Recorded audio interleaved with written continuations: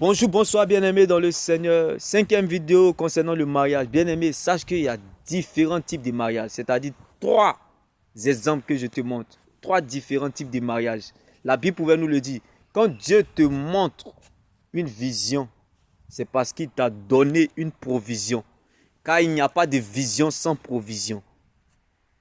Alors, bien-aimé, je t'invite dans la parole de Dieu. Car la parole de Dieu est la seule terre solide sur laquelle nous pouvons nous tenir.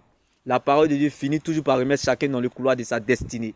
Lorsque tu es dans un mariage qui commence bien et qui finit mal, on appelle ça un mariage conditionnel. Comme le cas d'Abraham et Agar.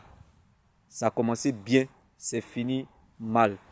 Lorsque tu es dans un mariage qui commence mal, c'est que ça va finir bien.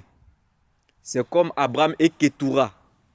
Lorsque tu te maries avec une étrangère ou un étranger, c'est-à-dire dans le but que cet étranger ou l'étranger, elle se convertit à Jésus-Christ, où tu te rassures que c'est toi-même qui vas convertir cette personne. Tu es sûr de ta foi que tu pourras convertir cette personne. On appelle ça mariage permissible, comme Abraham et Ketura, après la mort de Sarah. Ça, c'est un mariage permissible. Mais le mariage parfait, c'est un mariage qui commence très mal. Donc, il faut avoir le discernement pour savoir que ça va marcher. Ça commence très mal, ça finit très bien.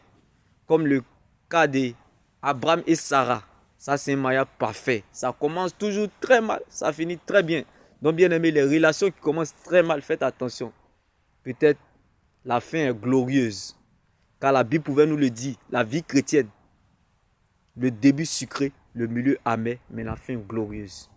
Donc c'est très important. Faites très attention. Ayez le discernement sur les différents types de mariage. Cela pourra vous aider et vous donner la confirmation de votre futur. Car quand Dieu donne une vision, c'est parce qu'il vous a donné une provision. Donc ayez cette sensibilité. Lorsque vous êtes dans un mariage conditionnel, ça va toujours commencer bien. Ça finit mal. Abraham et Agar. Quand vous êtes dans un mariage permissible, c'est peut-être avec une personne étrangère. Vous n'avez pas la même foi. Vous n'avez pas la même foi. Ça, c'est un mariage permissible. Ça commence mal, ça finit bien. Et le mariage parfait, ça commence très mal, ça finit très bien. Abraham et Sarah. Permissible, Abraham et Ketura. Parfait, Abraham et Sarah. Conditionnel, Abraham et Agar. Donc faites très attention, c'est très important. N'oubliez surtout pas, on se marie parce qu'on a une vision. Et parce qu'on s'aime. C'est très important. Mais on ne se marie pas par prophétie. Car si tu te maries par prophétie, il ne faut pas savoir t'étonner que tu vas divorcer par parole de connaissance. Oui, bien aimé, on ne se marie pas par prophétie. Ah, lui là, c'est mon mari. Lui là, Dieu a dit que c'est mon... Hé, tu as divorcé par parole de connaissance.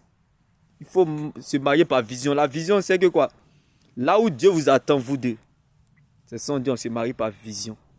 Et on se marie par amour. Sarah et Abraham, c'était un mariage parfait. Ça a commencé très mal, ça finit très bien. Parce qu'ils avaient une vision. Et leur vision, c'était Isaac. Alléluia. Donc, bien aimés, laissez-moi vous annoncer cette bonne nouvelle en ce jour. On ne se marie pas par prophétie. Il faut s'assurer que tu as une vision avec quelqu'un. La vision de Abraham et Sarah, c'était Isaac.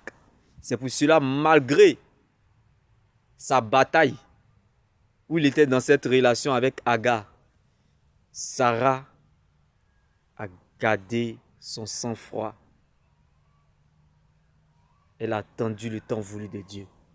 Donc, bien aimé, quand on se marie par vision, c'est parce qu'on est responsable et mature. On sait ce qu'on veut, on sait ce qu'on cherche. Bien aimé, parfois tu ne sais pas ce que tu veux. Ne continue pas à chercher, va au pied du Seigneur Jésus. Car parfois tu ne sais pas ce que tu veux, c'est l'Éternel qui te manque.